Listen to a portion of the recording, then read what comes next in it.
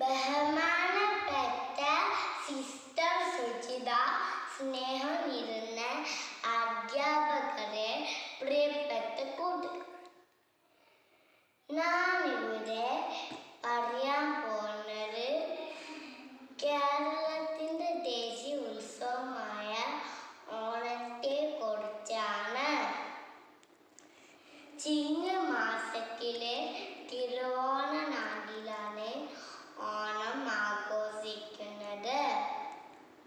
പണ്ട് കേരളം ഭരിച്ചിരുന്ന അസുര ചക്രവർത്തിയായ മഹാബലി തമ്പുരാന്റെ ഓർമ്മക്കായിട്ടാണ് ഓണം ആഘോഷിക്കുന്നത്. തിരുവോണ നാളിൽ മഹാബലി തമ്പുരാൻ തന്റെ പ്രജകളെ കാണാൻ വരുമെന്നാണ് ഐതിഹ്യം.